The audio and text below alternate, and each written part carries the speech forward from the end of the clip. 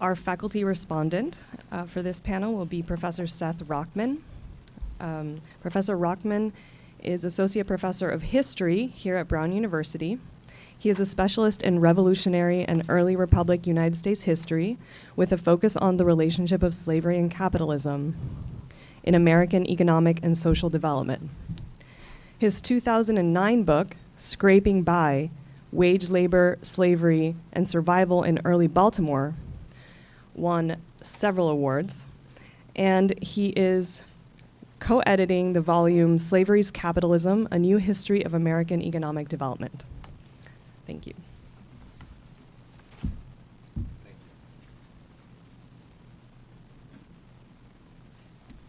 Well, good morning, everyone, and thank you for coming out on a beautiful, or I should say coming in, on a beautiful Saturday morning here in Providence. I very much appreciate the invitation from Michael Sawyer to participate in this event, and I'm sorry that I wasn't able to attend yesterday. I had other responsibilities on campus, but from my brief discussions this morning, it sounds like there's already been a really remarkable conversation taking place here, and I'm really delighted to know what a success this gathering has been. As all of you know and heard probably repeatedly yesterday, our Center for the Study of Slavery and Justice is just sort of getting underway now at the beginning of its second year, but it really is quickly emerging as a centerpiece of scholarly life here on Brown's campus, and we have really wonderful opportunities to not only continue to make questions of slavery and its legacies crucial to what we do at Brown, but to use sort of our capacity to convene scholars from around the world to have conversations precisely like this and to shape the next generations of scholarship on these important topics. All of this is simply a way of my saying welcome. I'm glad you're here, and I'm delighted to be here as well. So we have two papers this morning, and I think what I will probably do is simply introduce our presenters one at a time. So I will introduce Isadora Mata now, and she'll present her paper, and then you'll hear from me again.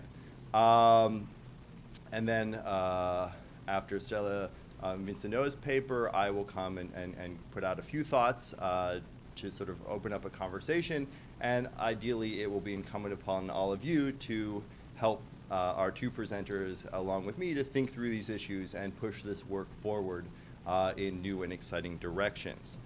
So our first presenter this morning is Isadora Mata, who is who has home field advantage.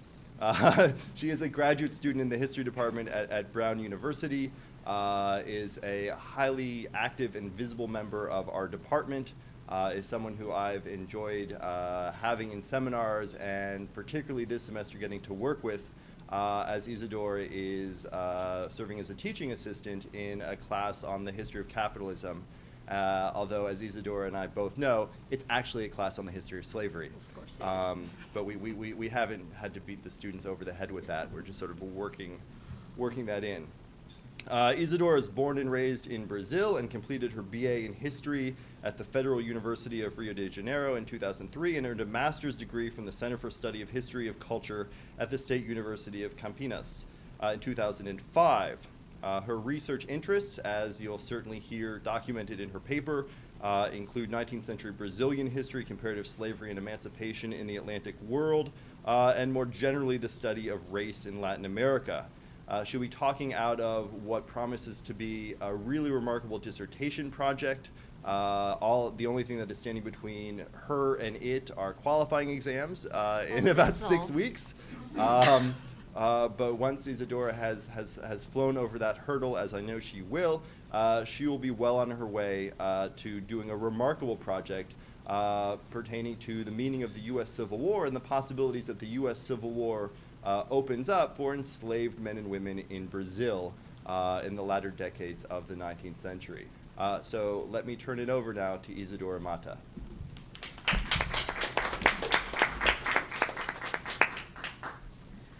Okay, thank you, Professor Rockman, for your words. You set the standards very high, but I'll see what I can do about it. Welcome everybody and good morning. I would like to really thank the Center for Slavery and Justice for putting this conference together, and I'm really happy to be part of it, of this first colloquium on slavery. And I would like to thank especially Michael Sawyer for making all the arrangements and giving me all the support I needed to be here today. And as a preface to my talk, I wanted to give you a very brief overview of about what period in Brazilian history I'm going to be talking about. And I know many of you might be familiar with that, but I thought a little introduction would make our transition from ancient Rome to South America a little bit smoother. So traditionally, the narrative about abolition in Brazil starts in 1850 when the transatlantic slave trade is abolished. But the fight continues, and a very gradual emancipation process starts in the 1870s. And you have then the parliament passes a series of laws aimed at, at the language of the time, ameliorating the luck of the slaves, and until we get to the 1880s, and Brazil is the last country in the Western Hemisphere to abolish slavery in 1888. So this is the traditional narrative, and the talk things I'm gonna talk about today serve as a kind of counterpoint to this official narrative, because if you really include the slaves as important agents in their own emancipation, then maybe this periodization has to be revised. And my argument is that the 1860s are actually a very important moment in the history of emancipation, not only in Brazil, but in the Americas as a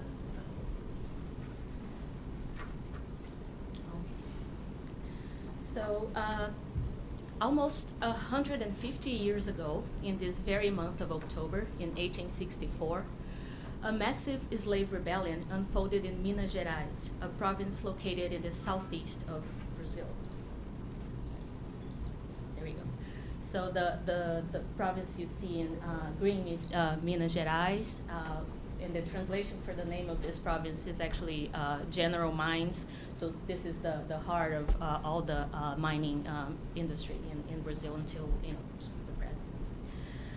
So the uprising involved approximately 500 people, including enslaved miners from Congo and Angola and their descendants, black freedmen, and runaway slaves from the outskirts of the twin cities of Cerro and Diamantina. The idea of insurrection had emerged from conversations among a group of 6 cabras, as Brazilians call mixed-race slaves, who were also artisans born in Brazil after the demise of the slave trade. Their alleged leader, for instance, was the carpenter José Cabrinha, a young slave born in the country from an African mother. In other words, the rebellion had roots in the political culture developed by first-generation Creole slaves who constituted the labor force of what had been the richest mining region of Brazil in colonial times, and that was still the world's biggest producer of raw diamonds in the 1860s. So in their depositions, slave rebels revealed that they had been reading about freedom, or more specifically, about congressional debates over the abolition of slavery in Brazil, and news of a war for freedom of slaves abroad. They recalled a meeting held at the school of this plantation called Sesmaria in Minas Gerais, where a slave named Nuno relayed information published in the newspapers, and here I quote his words, about a war about the freedom of the slaves happening in another country, close quote. He called upon his peers to, and then I'll quote again, wage war against the whites with the goal of becoming free, because an order for the freedom of the slaves had already arrived, but the whites were hiding the order from the slaves. Unsure about the prospects of emancipation, the slaves from Minas Gerais decided that their freedom must be guaranteed through armed conflict. As the letters that circulated among the slaves proved, their original goal was to burn the city of Cerro and steal weapons from the National Guard before allegedly decimating the white population. Once authorities unearthed the plot, slave rebels occupied 2 diamond mines and battled the national troops for over 2 months. When confronted with the uprising, masters immediately understood what was at stake. In a letter to the Ministry of Justice, a local diamond trader and also slave owner conveyed the depths of white fear. And I'm going to read a quote directly from the letter he sent to the Ministry of Justice in Brazil. So he says, "We have reasons to believe that this revolt is being instigated by free people of color, members of the low classes, who perhaps guided by the horrible hope of profiting in lootings and armed robberies, do not fear to drown themselves in their fellow citizens' blood. Unfortunately, several circumstances that passed unnoticed during the peaceful and quietness in which we lived before today now become vehement indications. Being it the education of some slaves who read about the development of the Civil War in the United States, only to pass the news on to those who don't know how to read. Purchasing of firearms by the more daring ones, the state of agitation among them, the meetings and groups of 4 or more individuals, and the figurative and enigmatic conversations. We have few or no means of stopping these." Close quote. Brazilians followed the unfolding of the Civil War in the United States very closely. Updates about the war filled the pages of Brazilian newspapers, diplomatic correspondence, congressional debates, and police records. As we have seen for Minas Gerais, many slaves viewed the Civil War as a war of liberation. To convey their affiliation to the Union, for example, Brazilian slaves created secret societies and engaged in rebellions in the coastal provinces of Maranhão, Pernambuco, and Pará. In all cases, they mentioned the importance of newspapers, and in one instance, the police was actually able to find some newspapers in the slave quarters in the raid that they did in this plantation. But how could slaves be reading about freedom?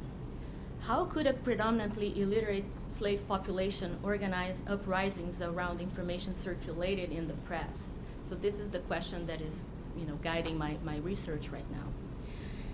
After all, according to the 1872 Brazilian census, only 15.75% of the total population of the country, and then including slaves, could then read and write. So in the late 19th century, the majority of Brazilians still lived in a world where orality not only intersected with the written word, but also predominated in everyday life. I found clues to answer this question in the words of an African slave called Januário Rebolo that lived in the sugar plantations of Pernambuco, which is a province here in the northeast of Brazil. This is where sugar is being produced at this time. So Januário was arrested in 1862 for his participation in an uprising in the outskirts of the capital city of Recife.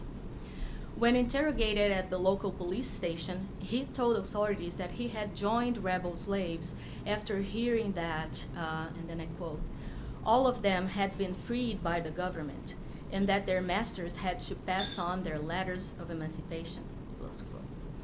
These ideas about freedom, Januário said, and I quote again, had been published by blacks who read newspapers out loud for others to listen, close quote. Therefore, as Januário noted, words coming from literate people were as valuable as the ones published in the newspapers. Literate slaves who read the news out loud created an environment where their peers, enmeshed in the oral tradition, could participate in a written culture dominated by whites.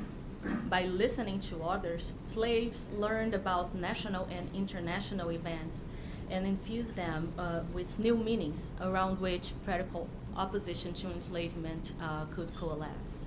That is how the American Civil War gained a place in the imagined geography of Brazilian slaves.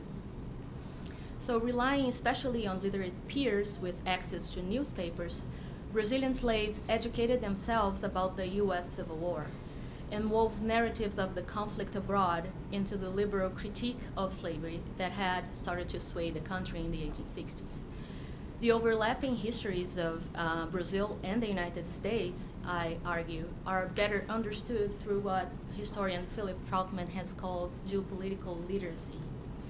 And by that, he means the skills and experiences that enabled free and enslaved people to imagine themselves as part of a larger community based on the commonality of every slave situation, political assumptions, and cultural practices.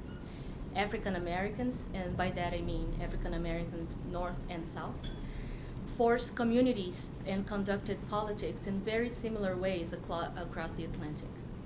Literacy for them did not translate necessarily into the ability to read and write. It referred to a specific examination of power relations rooted in the contingencies of everyday life.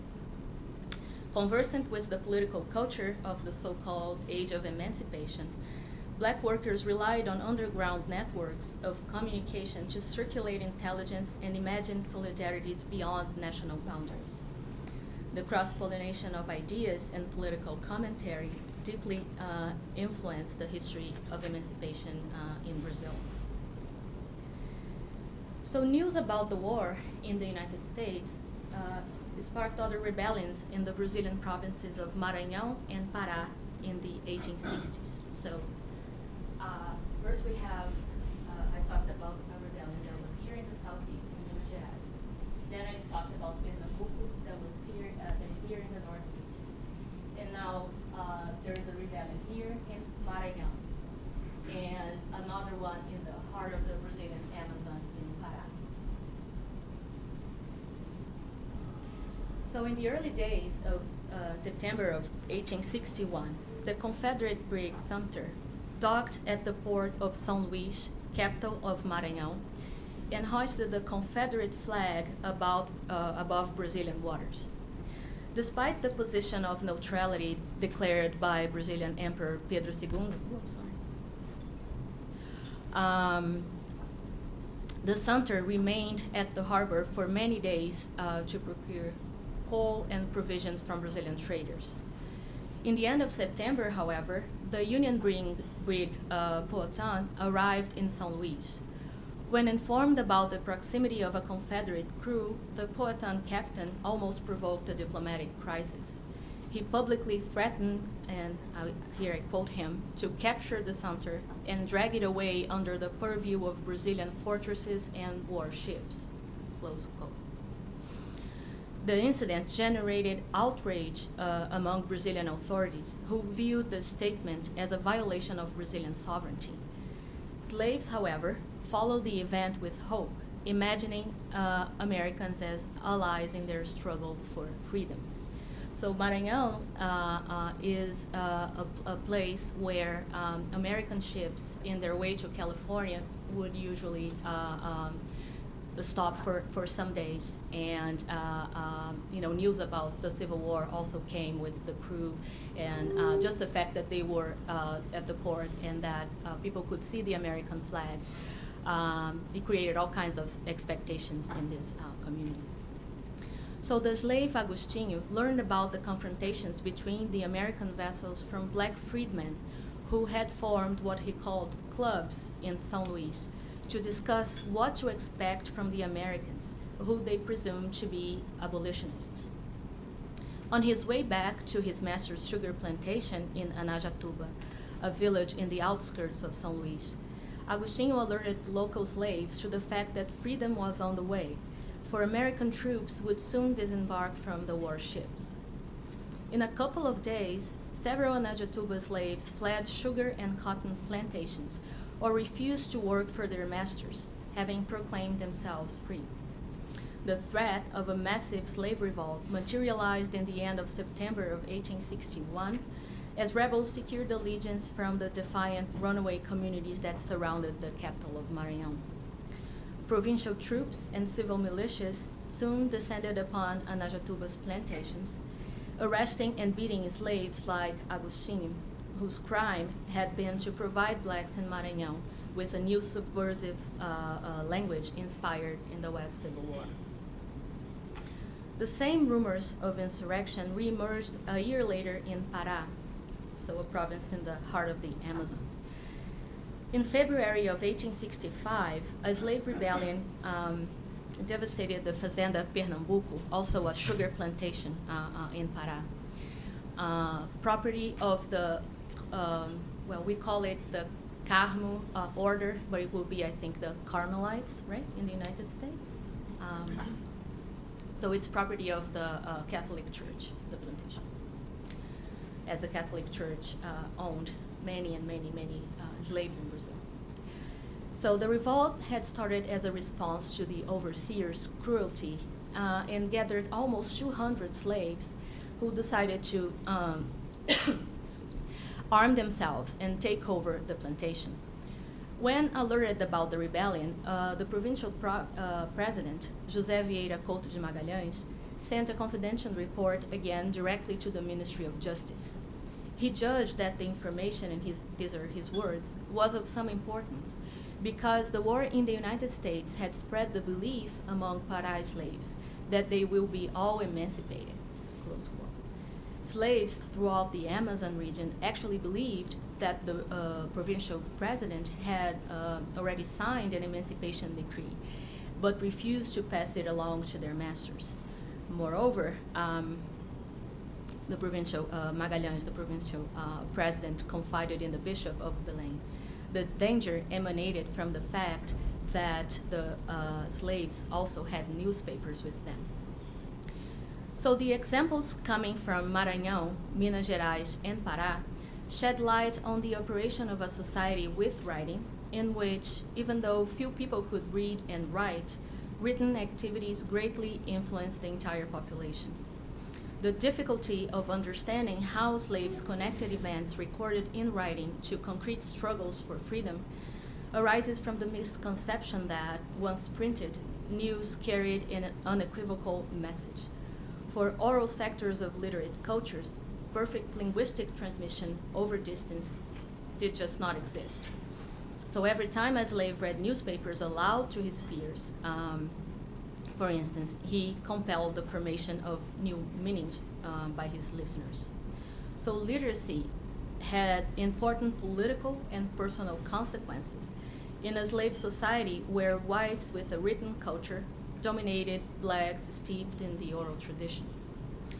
Brazilian slaves lived in a context where the written word seemed to carry the weight of an official document. As we have seen, they clearly equated the printed news with legality and governmental action and expected emancipation to come in the form of a letter or of a decree published in the newspapers. Slaves anticipated government aid because they knew that the institution of slavery lacked unanimous support at home and abroad. They were also embedded in a deeply juridical culture in which every ordinary Brazilian learned to seek authentication and recording of all kinds of mundane transactions. So 19th century Brazil was both a legalist and a semi-literate country. The threat posed by black literacy had deep roots in the Brazilian past. In the 1860s, many people still remember the 1835 Malay Rebellion in Salvador, Bahia, which brought together a group of African Muslim slaves, all from the west coast of Africa, and freed people of color in a massive urban uprising against slavery. In their investigations, the police struggled to reckon with the role played by a literate religion in facilitating slave protest. At some of the rebels' houses, they confiscated written talismans, instructions for the revolt, ABCs, and several copies of the Quran. In the wave of repression that followed the uprising, Bahian authorities deliberately opened to deprive the black community of Salvador of its literate members. So they sent all the slaves and freedmen that declared to know how to read and write, they sent them back to Africa. So this 1835 rebellion is considered by historians to be the biggest slave rebellion that ever happened in Brazil, and was actually inspired in the Haitian or Caribbean Revolution, 1791. So, in conclusion, the revolts in the provinces of Maranhão, Minas Gerais, and Pará suggest that slaves seized upon the American conflict as a war of global liberation from bondage. Reported by several newspapers across Brazil, the Civil War entered slaves' political imagination via a complex interplay between literacy and oral culture that defines any simplification about the boundaries of slave consciousness. At a time when slavery was coming under severe attack, Brazilian slaves could not tear their attention away from the political events that affected the Atlantic world. They quickly learned that the Civil War in the United States threatened to leave Brazil, Cuba, and Puerto Rico as the only slave-holding nations in the Americas.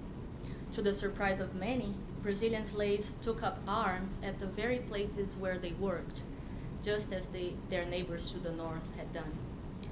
Therefore, Brazil and the United States have more than the legacies of racial slavery in common. They share a past in which broad black networks of communication eventually coalesced, and this is just an hypothesis, into an African American consciousness that not only crossed national boundaries, but was also political in its own right. So before I finish, I just wanted to explain exactly what this image is. So this is a cartoon that comes from a Brazilian not a newspaper, but an illustrated magazine that circulated in Rio de Janeiro, which was the capital of Brazil in 1887. That's when it's from.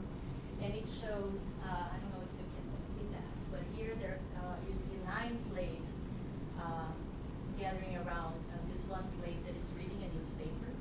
And it's not any newspaper, it's an abolitionist newspaper called O País. And here you have the slave master, they are reading the newspaper like in the middle of the fields in this plantation. And the slave master is surprised to see that slaves were doing that. So the caption reads, a planter made a discovery that left him, we would say in Brazil, left him green. It means that he's very surprised. So one slave in the fields read for his peers, read news out loud for his peers to listen.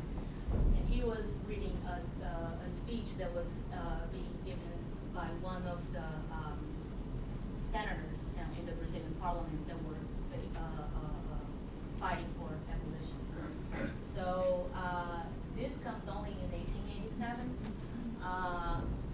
The images that we have for, like, they're closer to the time I spoke about, don't actually acknowledge that slaves could read and write. So this would be the more common image. Here you have, so this is the mistress that is coming home and is talking to her daughter, who is a kid, and he's asking her, so what did you do while I was away? How did you entertain yourself?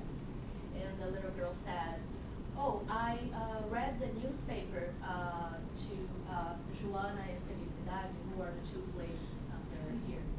And the newspaper is also an abolitionist newspaper that has this story about an African healer that was arrested in Brazil.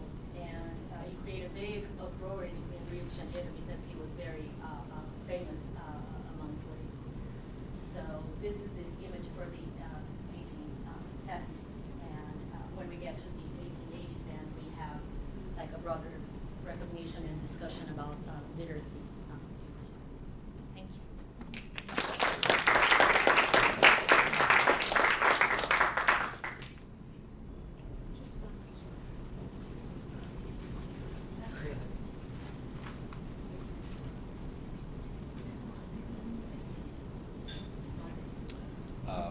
Thank you, Isadora, for that paper. And now it's my pleasure to introduce Stella Vincenneau to you, who will be presenting a paper entitled Ennobling Former Slaves, the Democratization of Honor in Post-emancipation French Caribbean, 1865 to 1900.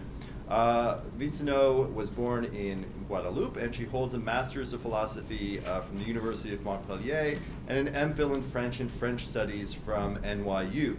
She's currently completing a PhD in History and Literature in a dual institution program at NYU and at EHESS in France. Her research focuses on the political rituals in Guadeloupe between 1871 and 1914. She has published recently in Small Acts, and she's been the recipient of numerous fellowships, including the CNRS and the NYU Fellowship, Memory and Memorialization, and the Torch Fellowship as well. Please join me in welcoming Stella Vincenot. I would like to start by thanking the Center for the Study of Slavery and Justice for having invited me. And thank you, Professor Rockman, for your introduction. So Isadora spoke about Brazil in the late 19th century. I'm going to talk about Guadeloupe approximately around the same time. But I'm going to talk about a very different society when it comes to the relationship with slavery, because Guadeloupe is a post-emancipation. At the time, Brazil is still no slavery. So arguably, when Jean-Jacques Dessalines declared he was an avenger of the New World, on the day Saint-Domingue became independent, anti-slavery and anti-colonial struggle became not only a matter of conquering freedom and restoring justice, but also a matter of honor. By inscribing the theme of revenge in the foundational moments of independence, the Haitian revolutionaries suggested that the conquest and redistribution of honor was one of the central challenges of the post-emancipation societies of the Americas. To re-examine the question of reallocation of honor, my presentation will focus on the French honorific policies undertaken in late 19th century Guadeloupe. At that time, Guadeloupe was one of the last French colonies in the Caribbean. This island had a very distinctive history because slavery was abolished there not once, but twice. The first time, emancipation came about in the wake of the 1793 abolition of slavery in Saint-Domingue. The second time, it came about in 1848, in the wake of a revolution that brought Republicans back into power in France. My claim is that the state-sponsored policies of granting honorific awards and medals was one of the major means of democratizing honor in the French colonies. In principle, this policy put within the reach of everyone, regardless of race, a sense of their own dignity and gave them respectability and consideration based on their professional merit and their merit as French citizens. In late 19th century Guadeloupe, the process of democratization of honor was not new, nor has it been solely and strictly state-imposed. The practice of cross-racial duels, these highly ritualized and codified combats, which could only oppose men of equal status, was the most spectacular manifestations of a process of democratization. This practice, which started roughly in the 1830s, narrowed the gap between members of the economic elite in the colony.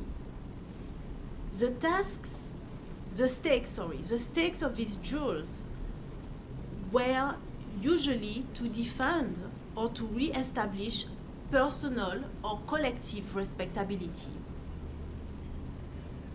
One of these combats occurred in 1896. A colored man called Henri Baguio, son of a free black man, has just returned from France, where he was a military man in the cavalry. Upon his arrival in Guadalupe, he was insulted by a white man because he was wearing the ornate uniform of a French dragoon that included a feathered helmet. To prove his courage and to redress the offense, Baguio challenged the man who had insulted him into a duel. Through dueling, so-called free mulattoes and free blacks claimed an equal right to the esteem and dignity than members of the white Creole elite, who, in an effort to distance themselves from the colored upstarts turned into Frenchmen by decree of emancipation, were claiming exclusively for themselves authentic French colonial aristocracy. For mulattoes and blacks, claims to respectability lay on personal merit and achievements, not on blood or lineage. My presentation focuses on state-sponsored honorific policies because they give us an insight into the process of ennobling members of the lower economic strata of Guadeloupe. That is to say, the men and women freed in 1848, that I will call the newly freed in the rest of my presentation. To assess the extent of the reallocation of honor in late 19th century Guadeloupe, we must compare the Republican policies with regard to granting awards for labor with that of the Second Empire, the political regime which replaced the 1848 Republic that had emancipated the slaves. During this regime, the undertaking of rewarding newly freed for their good behavior and their achievement, their personal virtues, decidedly manifested nostalgia for slavery. The jury granting prizes during the Second Empire were made of French colonial administrators and officers of local government, mostly members of the traditional plantation elite. They wrote short biographies of prize winners, which justify their selection of laureates. According to these biographies, it is obvious that the imperial colonial administrators sought to reward male workers who combined the moral characteristic of a family man with that of docile and obedient colonial subjects, and that of former slaves still devoted to their former masters. In the late 1860s, most of the awards for labor and good behavior went to men who were heads of a monogamous, heterosexual, legitimate family, and had also a strong record of valuing order and discipline. The reference to the institution of slavery and to the status of slave was central to the way the colonial administration constructed and perceived the identity of these laureates. Some biographies would even give the name of former owners.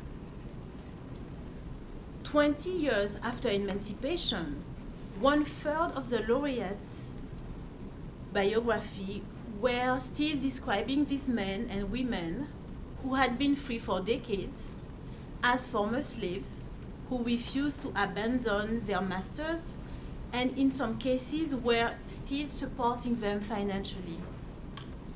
For example, in 1868, the governor rewarded a certain Jean-Pierre Soliman, a foreman who had never left, I quote, who had never left the plantation where he grew up, nor part with his former master.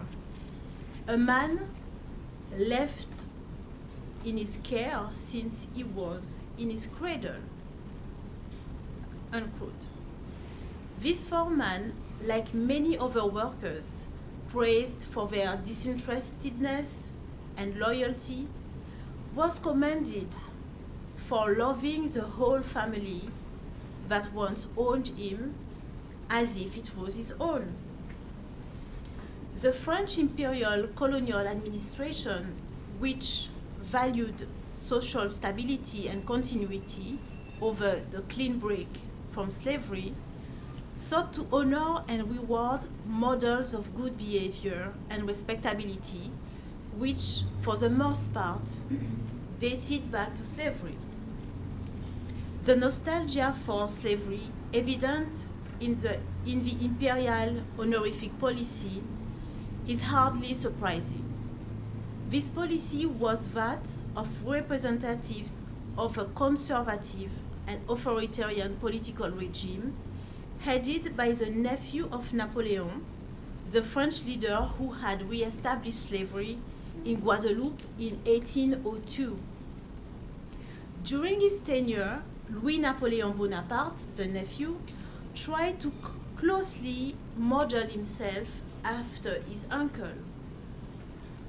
Although he stopped short of rescinding general freedom, he took away the right of colonial people to elect political representatives and stripped them of all their civic rights, most notably the right to elect the French president.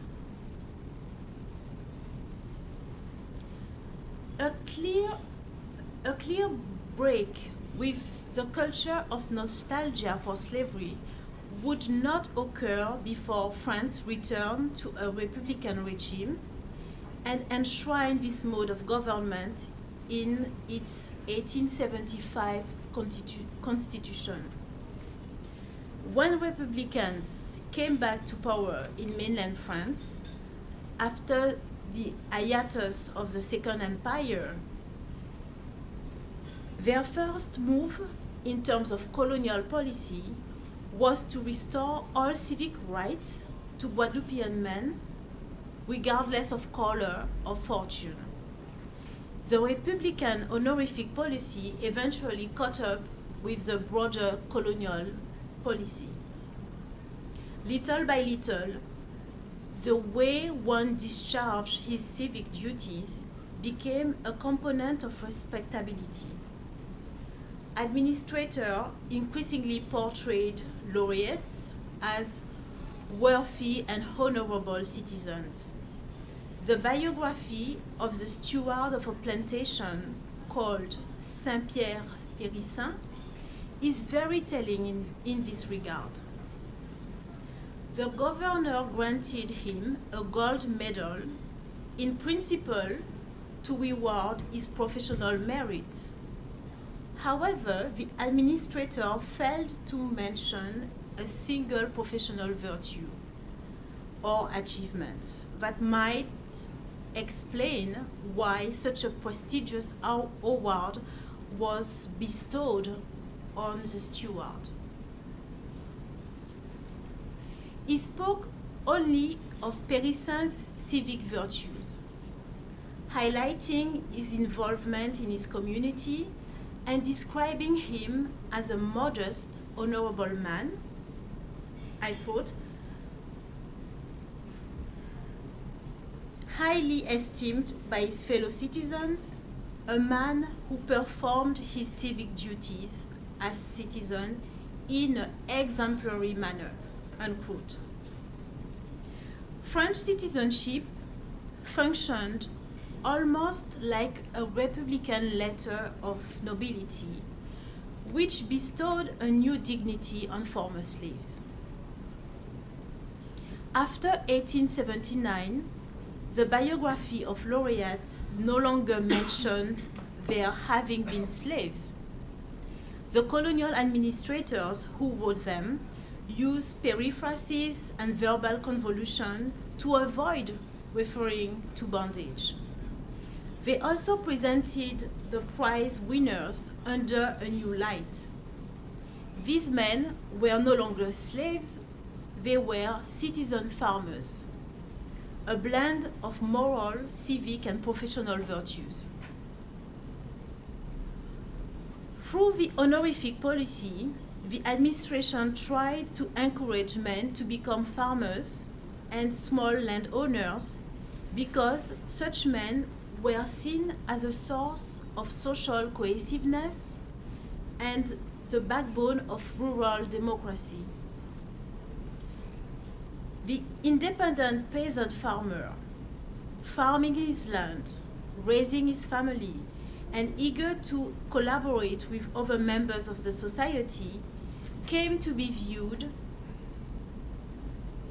as the best example of true French citizen, whether from the colony or from mainland France. In the late 1880s, the governor of Guadalupe instituted a Labor Day, a day of celebration of agriculture and former slaves turned into French peasants. The day chosen for the celebration was Bastille Day, which is the day where the French Revolution is celebrated. The number of laureates awarded for agricultural labor was multiplied sixfold over a 30-year period. That is to say that the democratization of honor was happening on an unprecedented massive scale. During the festivities of Labor Day, newly freed laureates give short speeches, paraded in the streets, sat among VIPs. All of this was fairly new in a post-emancipation society, which during slavery had a legal apparatus to organize racial segregation in the public space. So the scenography of Labor Day was groundbreaking. And to show you how groundbreaking it was, I would like to comment on a 1848 print published in a mainland France newspaper.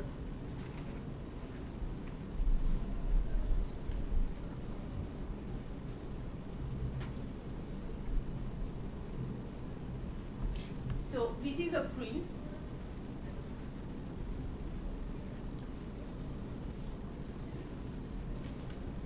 To comment on this print, I'm going to read an excerpt from Victor Hugo, which is a famous French writer that you will probably know for having written Les Misérables, which has been turned into films over the year.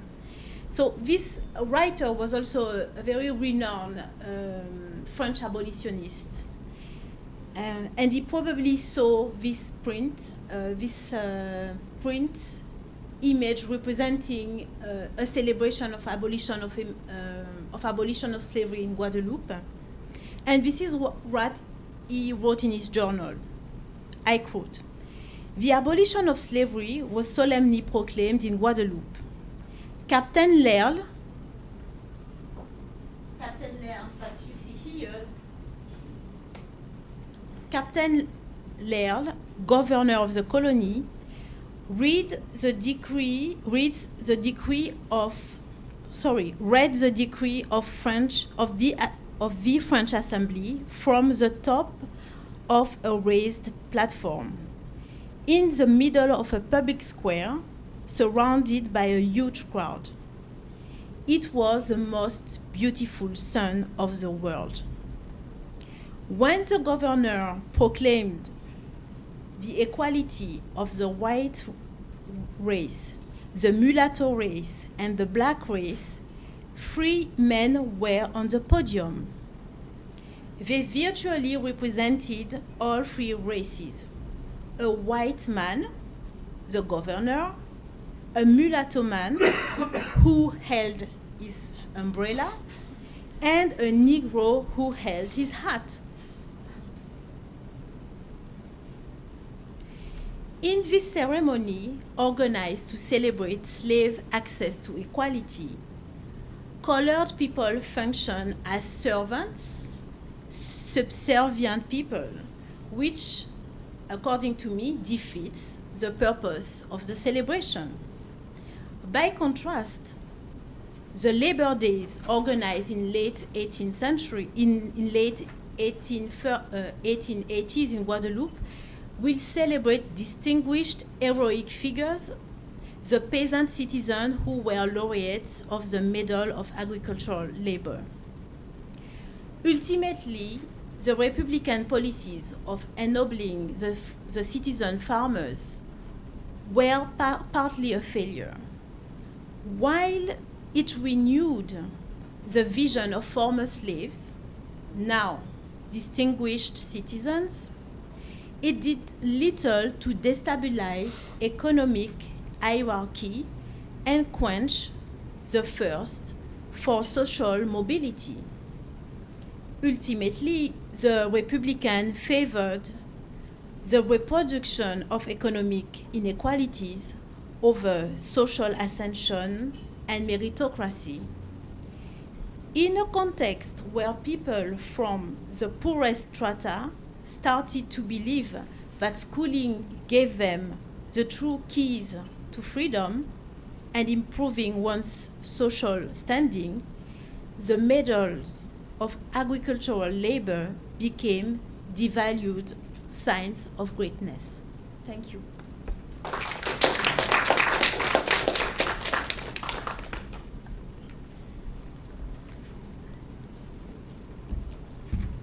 Thank you, Stella, for sharing your work with us.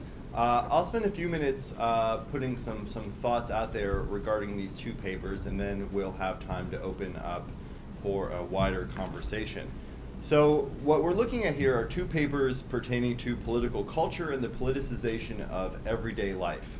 And what I want to start by doing is talking about Isadora Mata's paper, a fascinating study of the circulation of intelligence that, in her words, made the American Civil War a part of black freedom struggles in Brazil.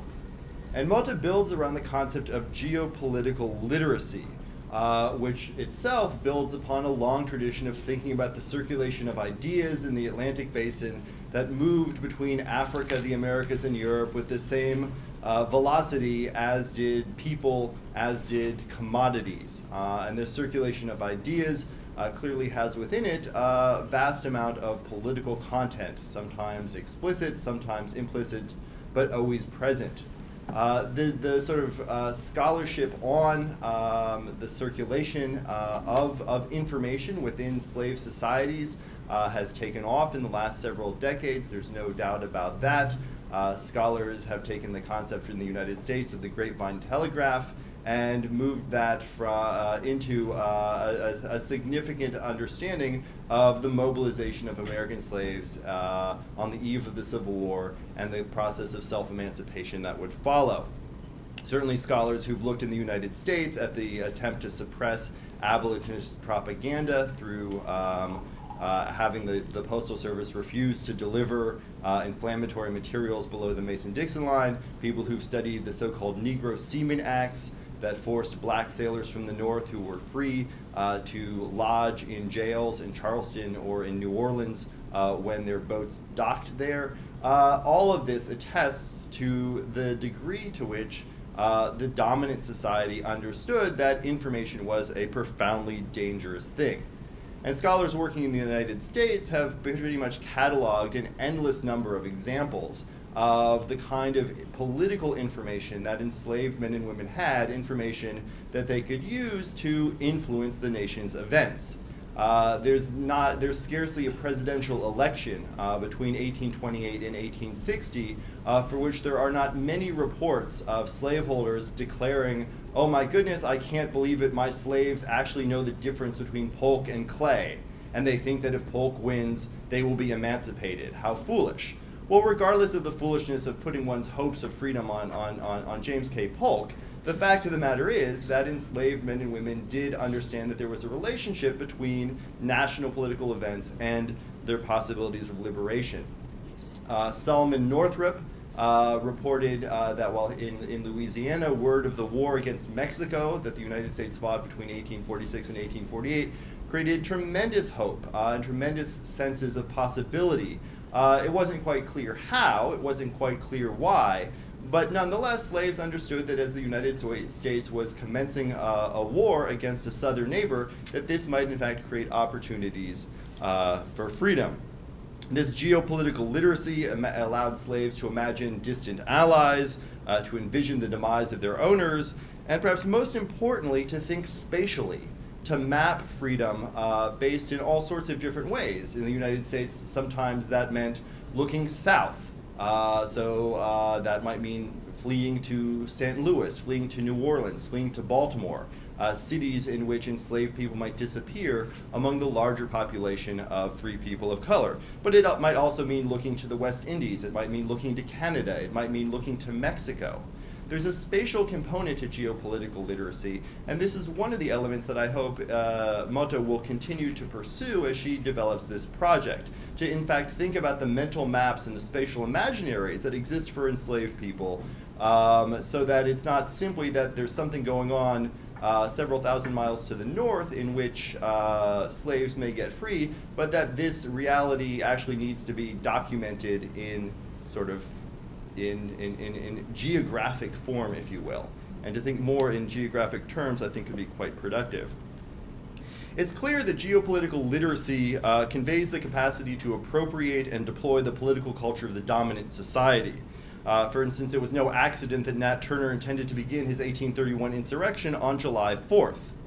And it's no question that newspapers are a crucial conduit by which the dominant political culture becomes a political resource for the marginal.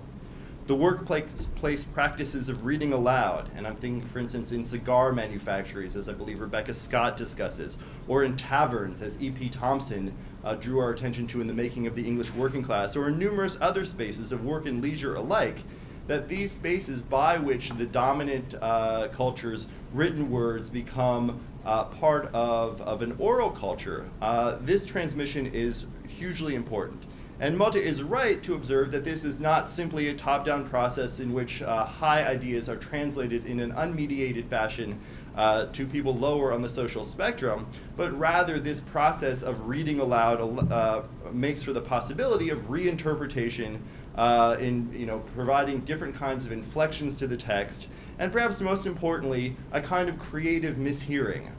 And I think focusing on this creative mishearing, the ways in which these words can be taken to mean different things, to be misunderstood in purposeful ways, gives them an even greater political content than they might otherwise have. Certainly in newspapers, what one finds them to be particularly useful for is allowing slaveholders to enunciate or articulate their greatest anxieties and fears. These people do a lot of counterproductive work for themselves by giving speech after speech after speech, declaring that if X happens, the slaves will be made free, and if X happens, the world will end. And sure enough, as newspapers reprint these speeches, certainly the transmission of this sense that if an event happens, it will have real consequences for the enslaved becomes crucially important.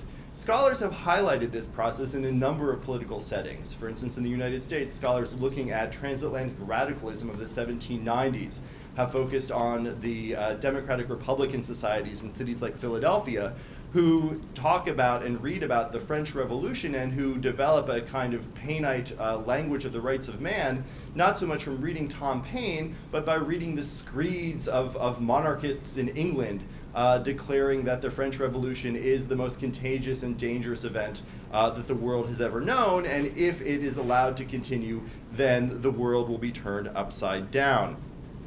The dissemination or spread of this sort of rights of man language coming out from this process, could be deployed in petitions, it could be deployed in freedom suits, it could be deployed in street corner skirmishes. And so one very prominent example of this from the United States is the 1800 Gabriel Rebellion in Richmond, Virginia, in which scholars focus on Gabriel, an enslaved blacksmith, who learns through sort of reading aloud in the workshop, not only about the radical potentials of the French Revolution, but of Saint-Domingue, and also of a contested US presidential election in 1800, in which the fact that whites seem so deeply divided around the election of Thomas Jefferson conveys the opening of a social spare, a political space that might allow for a successful uprising. 60 years later, as Mota draws our attention to, Brazilian newspapers reprint numerous speeches by politicians who are worried for Brazil's future in the wake of US emancipation. And what she makes clear is that this anxiety wasn't merely contagious, it was inspirational. And this is happening in the United States as well in this same period. In 1860, slaveholders spent a vast amount of energy declaring that if Lincoln were elected president, emancipation would be sure to follow. And for enslaved readers and auditors of these paranoid pronouncements, Lincoln's election precisely brought with it the expectation of emancipation. And there are numerous examples of slaves marking Lincoln's inauguration day by declaring themselves free and running away en masse, as happened in a particularly notable case in Petersburg, Virginia. And as I mentioned before, virtually every presidential election has some evidence of this, of slaves thinking that this moment will bring about their freedom. Mata's paper alludes to, but does not fully engage, a powerful scholarship on rumor and its centrality to slaves' politics. And building on the foundational work of James C. Scott in The Domination and the Arts of Resistance, or Ranjit Guha in Elementary Aspects of Peasant Insurgency in Colonial India, scholars of the slave experience in North America, for instance, have done a great deal with this, none perhaps with more success than Stephen Hahn in his book, which is now about a decade old, A Nation Under Our Feet. But in that book, Hahn talks about rumor as a crucial part of slaves' politics. He says, quote, "Rumor surely had much to recommend it as a discursive practice for slaves, as it did for other highly repressed social groups.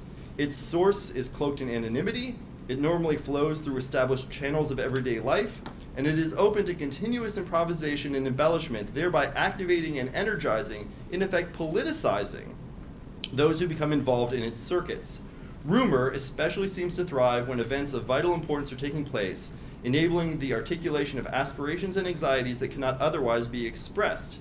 And thus it may be regarded as a form of popular political discourse, a discourse of expectation and anticipation." And I think thinking through sort of how rumor is a crucial toolkit in slaves' politics would be especially useful here. Hahn draws attention in his scholarship to a particular facet of rumor that exists not only in slave societies, but in a wider spectrum of political sort of moments in the Western world for several centuries. And this is referred to in the scholarship as a kind of naive monarchism, a belief that a distant ruler somewhere has declared one free. This shows up in the emancipation of the serfs in Russia. This shows up at other moments as well.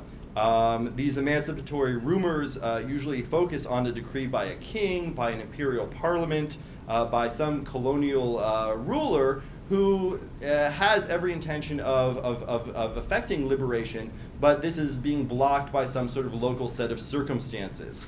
And the degree to which slaves can use this claim that, but I have heard I am free, to push back, to organize themselves politically, is utterly essential.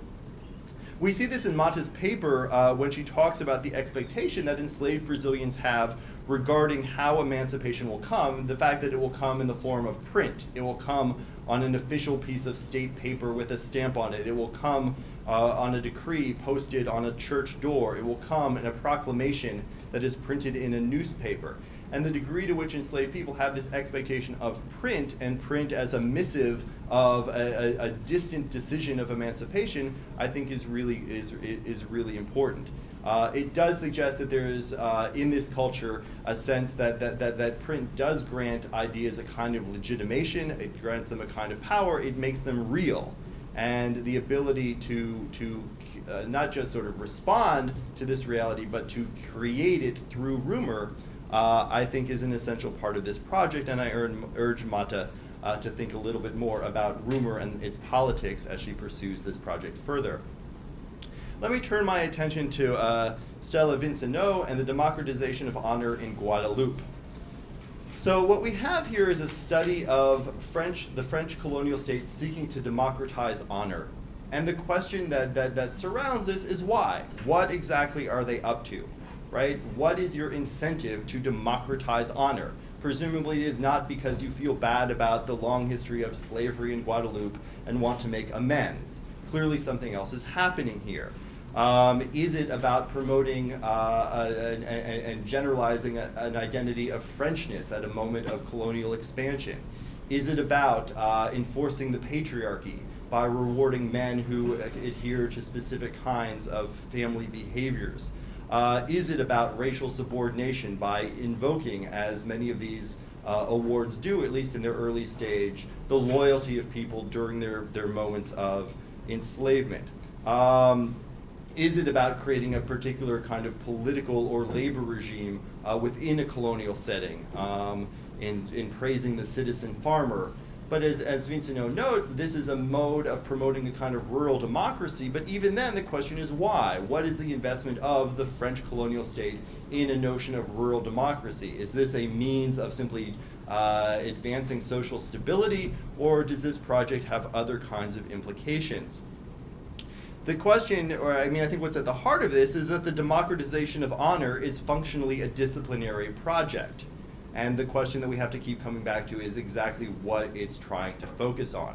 I would have a lot of questions about the degree to which this disciplinary project focuses on liberal subjectivity, liberal property rights, and the creation, in essence, of a modern subject capable of entering into the marketplace. And this begs the question, of course, of what kind of alternative or moral economies exist within Guadalupe that may not merely challenge this, but need to be remedied by this social intervention on the part of the state. If the question then moves to sort of what is the cultural work of these awards, what kind of things do these medals and decrees accomplish, one of the most fruitful avenues, I think, for developing this further is actually to move to a material culture kind of examination. If, in fact, this comes with pieces of paper that have elaborate ribbons upon them, if this comes with medals that have images stamped upon them, we need to talk about what exactly these things say, what exactly they look like, how they feel. But in addition, we need to talk about how they're displayed, how they're transmitted through generations, how they're, can you write these things into your will? Can you pass them to always your firstborn son? Do you go to a carpenter and have a specially built cabinet, right? If we think about the material work of these things and their existence as physical artifacts, if we look at medals and think about the specific feel and relationship to a coin that a medal might have, the evocation of a military uniform that a medal might elicit. If we look at whose head is on the front and perhaps what images are on the back, we can borrow from sort of the cultural history of numismatics and think about heads and tails and the degree to which the head conveys the state and the tail conveys a story that can circulate in the same way that the coin itself does. But I think there's a lot to be said about the display and the materiality of these things that can help us understand the cultural work that they perform. But if these things ultimately become property, right, the question becomes then, in what kind of ways are these understood as property? Do they belong to the individual who is the recipient of this award? Do they belong to the family? In what ways do people who are not allowed full citizenship within the French state, women or children, nonetheless lay claim to this as part of their family's identity? Is citizenship a family possession in the same way that this award is a family possession, or does it really and fully accrue to the individual?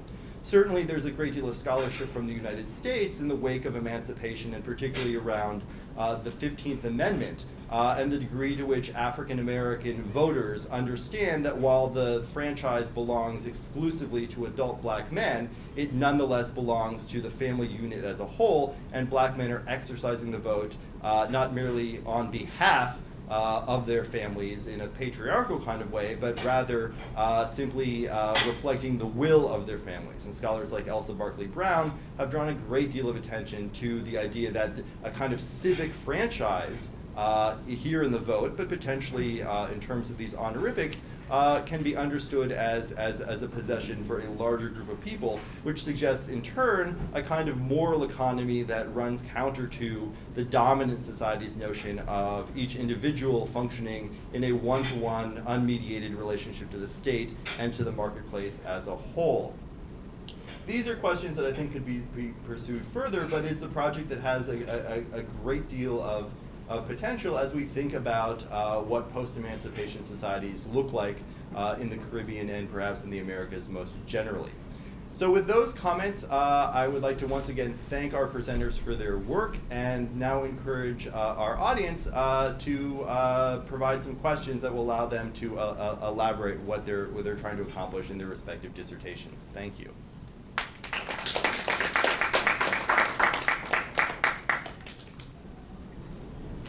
Thank you both. Those are both really terrific and exciting projects. But I want to ask both of you, Isadora, you ended with a very provocative hypothesis that about how African American consciousness is coalescing around these kind of communication networks. Yet so much of your paper, as well as Stella's, is about the particularities of local context and understanding and interpreting news from the United States and from France. And I kind of want to hear more, you talk about more about how you see this African American consciousness playing out, and to what extent the local everyday contingencies on the ground shape what that consciousness can be. So that's why it came in the end, because it's really a provocation, and I'm looking into it because I would love to prove it somehow and kind of map how it works. But now in this kind of initial stages of the research, what I mean by that is what the strategies that slaves deploy in Brazil to fight for their emancipation are so incredibly similar to what I find in the U.S. that there's something that tells me that even if they are not in direct communication, there's a shared kind of political culture that would be worth looking into. So that's what I'm trying to do right now. And it, apparently in the different, both in Brazil and the U.S., there's also this tradition of, among the slaves, it seems that they look to the same kind of international events to celebrate or to plan a rebellion around. And there's a case, actually, I was reminded by your presentation in Brazil, of a slave that fled and was arrested because he said that France had emancipated the slaves in the Caribbean in 1848. Wow. So it seems that there's a shared culture and a shared discourse of what is important and what matters if you're thinking about the emancipation of slavery. So I don't have a concrete answer for you, but that's the kind of provocation that keeps me going, and that's what I'm going to pay attention to.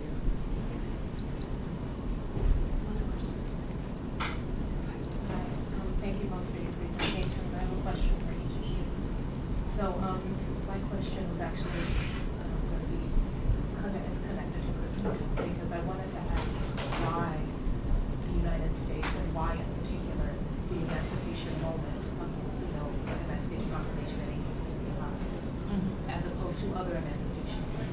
why does this figure so centrally? And I think I work on a very different period. I work on northern and slavery, and I think about how when gradual abolition happened there, with the exception of New York, people didn't celebrate the abolition of slavery in the North. They celebrated West India emancipation because they said that we're not free yet, and this is like the best model that we have of emancipation. So, why is there such a centrality of the United States, that emancipation moment in 1865 as opposed to West India emancipation or the 1848 emancipation? Does this have something to do with networks of communication? How between the U.S. and Brazil, is there a special connection there that's not happening between, let's say, Brazil and the Anglophone Caribbean or the Francophone Caribbean? So why that moment, and why the United States is down there? And for Stella, I wanted to ask you. You mentioned that this whole these procedures around honor, how they reiterated nostalgia for slavery. And so I wanted to ask particularly, what is the understanding of slavery around which this nostalgia is being arranged? Because if you think, for example, about the definition of slavery given by someone like Orlando Patterson, he states that, the condition of enslavement is that of being natively alienated and dishonored. And so there's a way in which, freedom is supposed to restore honor. So what is the relationship, what is the slavery around which this nostalgia is being arranged? And what was the relationship? Was there any type of relationship seen between slavery and dishonor before emancipation happened?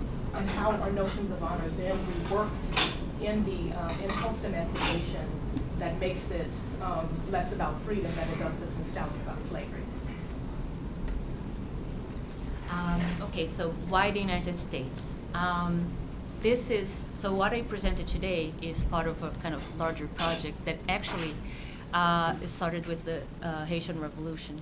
So as I was looking for studying the rumors around the Haitian Revolution in Brazil, I started a project to kind of map out during the 19th century what were the events that were actually being talked about by the slaves. And the Haitian Revolution was kind of an arbitrary thing because the impact was so huge that I knew I was going to find something. And then, but the impact of the Civil War is one among many examples. So abolition in the West Indies, even in the 1880s, even what happened in Cuba was important for Brazilian slaves. And it was talked about, like, since the very beginning of the 19th century. There are cases of slaves in Brazil that think that Simón Bolívar from Venezuela is going to come and emancipate Brazilian slaves. Since other countries are, becoming independent, why not? He's the liberator of the slaves too. So I just wanted to talk about the Civil War a little bit because that's what I've been working on. And it's actually I was very influenced by Americans themselves, and I think my experience in the U.S., because every time I talk about the way the U.S. was received by slaves in Brazil, there's a whole, how I would describe it. I never saw people so excited about an event as they are about the Civil War. So it seems like, how can you not talk about it? And I don't have that kind of attachment to the Civil War as a kind of national myth or anything. So I include the Civil War in a bigger narrative in the project, but I really am curious about this moment in particular because I think the 1860s is the moment when Brazilian slaves kind of step up and become really important for the process of emancipation that I call official. That's when they become part of, the congressional debates that are being held in the parliament. They become a factor in the voice of politicians, especially the liberals in Brazil. But yeah, it's a part of a bigger project. I agree with you. Yeah, that's the idea, that I can kind of think about the Civil War and also think about this moment as, emancipation doesn't start necessarily with the first law that frees slaves born of the free womb law, right? In Brazil, that is passed in 1871. So the whole discussion that precedes that it's a very important moment. So that's what I'm working on. Can I just throw something in? Isadora will not believe this. I will. No, I she will. will believe. But I was wondering, I mean, so one of the ways to sort of get at this question is to say, all right, well, so what meaning does the United States have on the ground in Brazil in 1860? Is this a weird place? Is this, something that actually is in common life? And one of the strange places that you would find the United States as real on the ground in Brazil is actually through white bread, which seems like a strange thing. But Brazil is the leading recipient of the U.S.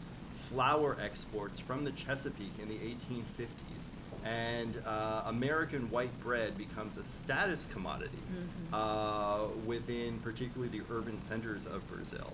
And I don't know if it's referred to as American bread. I don't know what it is actually called, but there seems to be some evidence that this is one of the things that would make the U.S. tangible there. There are probably other places in terms of commodities or practices or dance, whatever it might be, but you'd want to figure out, what does the U.S. mean, and therefore does it have a particular kind of significance that would make its political life have greater resonances within Brazilian society? Just one thing that I forgot. The other thing that makes the U.S. very important for Brazil at this time is that even though the transatlantic slave trade was abolished in 1850, and Brazil was supposedly trying to abolish the trade since 1817 because Britain was really making a lot of pressure, it didn't happen. So the slave trade, the peak of the slave trade in Brazil is in the 1830s and the 1840s. And mostly at this time, the ships that are bringing the slaves from Africa are American ships, like outfitted in Rhode Island, in Providence, in New York, because the Americans are the only country that won't allow the British to kind of capture slave ships. So many people would fly under the U.S. flag as a way to participate in the trade without being caught by the British. So there were American firms in Brazil doing the trade legally and illegally, and this had a big impact on the imaginary of people in the country too, but in a different way, right? Because in this case, they are kind of supporting the continuation of slavery. So I'm going to attempt to answer both of your questions because I think that basically they are linked. It's a question of why is the democratization of honor is important for the central state. So first, I want to address the question of the representation of slavery and the slave state. Throughout the 18th century, there has been a debate about the political status of slaves. Clearly, in the 17th century, the French state, headed by Louis XIV, has issued codes to regulate the status of slaves. And one of the things that is obviously banned is political involvement, is political representation. And even if you are a free man, either from mixed race or black, you cannot have political rights. You cannot be elected, you cannot be a member of local government because you were stained by slavery. So the fact that you have that one of your family member or one of your ancestors were slaves, even if you have, even if you are wealthy, even if you have freedom, the stain of slavery really bars you from emerging as a political subject. And the second aspect of the state project was, of course, moralizing the population, because the slaves were supposed to, former slaves were people who were supposed to be degraded people, people who had no morality, people who didn't marry, and that was an issue. That was an issue to that day. I mean, people don't really marry in the French Caribbean, so there was a project since the mid-19th century. There was a project to turning formerly enslaved people into people who behave morally. And I think there's two other aspects which are essential. One is historical, and one is tied to the loss of Saint-Domingue. The loss of Haiti was felt really deeply in France, because Haiti, Saint-Domingue, was the most profitable colony. So post-emancipation will be a project, post-emancipation in the context of continuing colonization will be a project where stability, political stability and economical stability would be essential. Therefore, it is important for the state, and it's not necessarily the central state in France. It's rather the local representative of the central state. It is very important for them to encourage former slaves who have a very bad opinion of labor, of agricultural labor, to continue producing sugar, because this is how the country, the colony is going to survive financially and economically. So trying to transform these former slaves into citizen farmer is important, because it's going to allow the sugar industry to continue. And from a political standpoint, it was important, because maybe what I didn't explain clearly enough is that the 19th century is a succession of political change in France. It's a century marked by hesitation between a Republican model of government and which is equalitarian, more open, which offer representation, political representation for all levels of society, and another model, which is a traditional model, and which is a model of a conservative and authoritarian political regime. So this had an enormous impact on the Caribbean colonies, in a sense that when the First Republic was instituted in France, they emancipated the slaves for the first time. So we went back to several kinds of conservative government who re-established slavery. And then the Second Republic arrived. Republicans once again make a case for abolition, and they managed to emancipate the slaves. But then it's a very short Republican experience, which is replaced very shortly afterward by a conservative government, which in a context where the English has already emancipated their slaves cannot re-establish slavery in Guadeloupe, but yet want to go back to the slavery past. And this is why the nostalgia of slavery comes back and creeps back into the life of people who are passive French citizens, who cannot vote but who are free and who are French.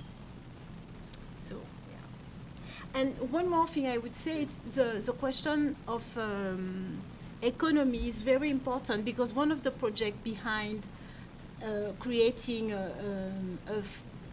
citizen farmer is also to create people who can consume French goods in a context where the French Caribbean colonies developed a lot of economic link with the US. So France is really trying to claim back economical hegemony in the Caribbean.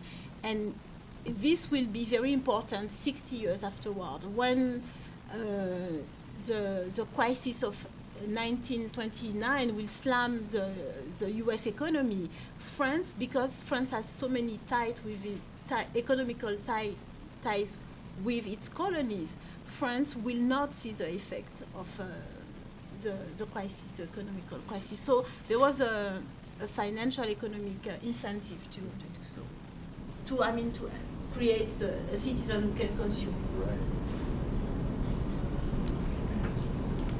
It's kind of off point my question, but I'm just curious about the citizen farmers and their families.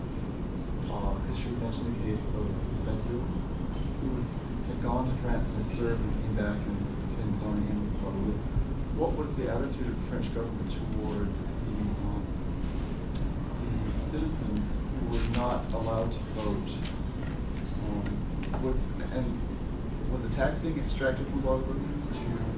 Was a payment being given to France to bolster its economy? Because what exactly was that political relationship? And how did the French view immigrants from Guadeloupe, who were citizens, coming to be in residence in France as a part of political life? Could they vote if they were in France as opposed to being in Guadeloupe? If you talk about the period I'm working on, which is the late 19th century, it's a Republican government, so there's no control of who travels and there's no control of colonial, that I know of colonial people traveling and settling down in France. This has not been always the case. During the first part of the 19th century, definitely Napoleon wanted to control that group of people, so he established lists. Local governments were supposed to give a list of black people living in their cities. So, but this is no longer the case after the mid-19th centuries. I'm not sure if I understand the first part of your question about Baguio and. Oh, it's just that he had served France. He had been in the army, and they have this impetus toward in recognition of a citizen farmer and to try to instill some sort of loyalty in the population in response to France itself. But did they allow people who, because if you were citizens, you can't vote. In the sense that there's a tension there. But if you were in France, would they be allowed to vote with the people who were, because of residency in France, then allowed to fully participate? And was this suspended status exclusive to, well, that's kind of, as a département, or as a dependency, what was it like? Yeah, Guadeloupe was still a colony.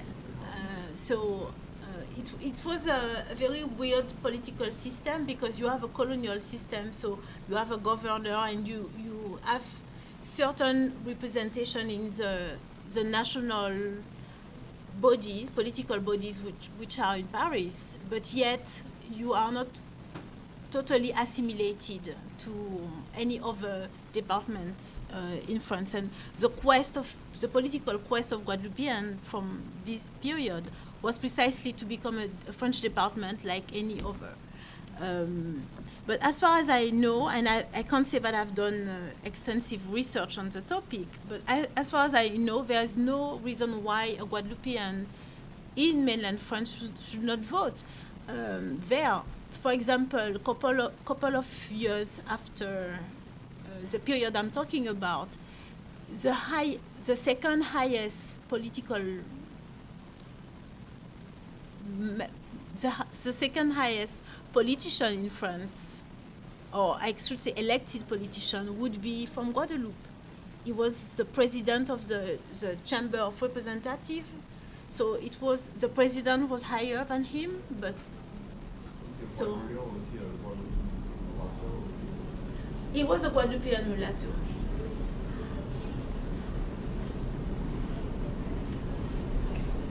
first here and go you first. Yeah, I have a question for Isadora. So it came up in your talk a couple times, the idea that slaves would look toward like an outside monarchical or governmental figure as like the instrument of independence. And I was wondering how that intersected with the image of Pedro II in slave communities or elsewhere, because I, with my sort of incomplete knowledge of Brazilian history, have always thought of him as like a liberal, modernizing figure. Right. But wondering if That's the that- propaganda that he gets, right? Well, I ate it up. No, I know. No. It's everybody looks at Pedro II as this abolitionist monarch, and well, to his credit, he is the one who actually brings the question of abolition into discussion and kind of pushes the parliament to do something about it. Before, I think 10 years before abolition, he frees his slaves. And he is, his mind is in Paris. So he is the model for him of a kind of a modern empire, because Brazil is not as an empire in the 19th century, is of one of freed citizens, and he really is pro-abolition, but I wouldn't say he is abolitionist. And there is a big backlash against the first efforts of Pedro II to kind of get things going in the parliament. The slaveholders in Brazil are really, really, really committed to slavery. So that's why it takes such a long time. When the slave trade is abolished in the 1850s, it takes almost like 20 years for it to become an issue for the parliament. And the Civil War has a lot to do with that, because Brazil supposedly was going to be left as one of the only slave societies in the Americas. So that's when things start going. Among the slaves, I haven't found anything about Pedro II. And then the legacy of his tenure in government becomes really complicated after abolition, because he is, I can't remember if he's in London or Paris, when abolition is approved in the Congress, and then it's his daughter, Princess Isabel, who signs the Golden Law that frees all the slaves. So after emancipation, Black people in Brazil are divided. Some of them, there's this cult around the princess who, provides the slaves with liberation, and there's another group that knows that, she didn't do anything. She signed the law, but actually it was a bigger fight than, a law that was handed in by the government. And the images of emancipation are exactly the one like you showed here, is Princess Isabel sitting on the throne with her arms, directed at Black Brazilians. It's the same thing. And they have their kind of work instruments, tools with them. So it's a complicated legacy in the country, I would say. But you were right. He is, Pedro II is known as an abolitionist monarch. Okay. So this is going to be our last question. I have two questions for Isadora. The first is just kind of a point of information. I was curious, what was their knowledge of Frederick Douglass, Abraham Lincoln? Did they have that kind of detail? And then the second question is, was there any identification between the slaveholders in Brazil and the slaveholders of the Confederacy? Because as far as I could tell from my limited knowledge of Brazilian slavery, they didn't make pro-slavery arguments the same way that American slaveholders made pro-slavery arguments. There's, it wasn't a positive good in Brazil. It just was a moneymaker, so they justified it in that way. So was there identification between the slaveholders? So for the first one, Lincoln is a figure that impacts Brazilian slaves, but in a very kind of diffuse way. So he is the one usually identified with emancipation in the U.S. There is this knowledge that there is someone signing this order of emancipation in the U.S. that applies to all slaves in Brazil. So there's some, I guess you would call it, we call it work songs, but I think you could say they're like spirituals that are left from the 1860s, where slaves actually sing songs to Lincoln in Brazil, in Cuba, especially in Cuba. So he's known. I've never seen anything about Frederick Douglass among the slaves in Brazil. I've read what he said. He wrote about Brazil, and unfortunately, he thought about Brazil as a kind of racial democracy that it was not. But I don't see the slaves talking about Frederick Douglass in Brazil. And the ties between Brazil and the Confederacy are huge. So are so big that it's estimated that kind of 10,000 Confederate planters will immigrate to Brazil after the Civil War. And they try to bring their slaves with them. The Brazilian government has a law against bringing slaves from another country or black people from other country into Brazil, so it doesn't allow it. It makes it complicated for slaveholders in the South to come to Brazil, but the communities that they formed in Brazil still exist. There are some English-speaking communities in the southeast of Brazil, especially in São Paulo. But during the Civil War, is a case I mentioned of a confrontation between a Confederate and a Union ship on the coast of Brazil. The American government was always, the Union in this case, was always complaining that Brazil was blind to the fact that Confederates were considered pirates, and Brazil had recognized that they were pirates. So they treated Union ships. Brazil treated Union ships the same way they did the Confederate ones. So Brazil was trying to, was seen at least as a country that was supporting the Confederacy very clearly, at least in the Union eyes.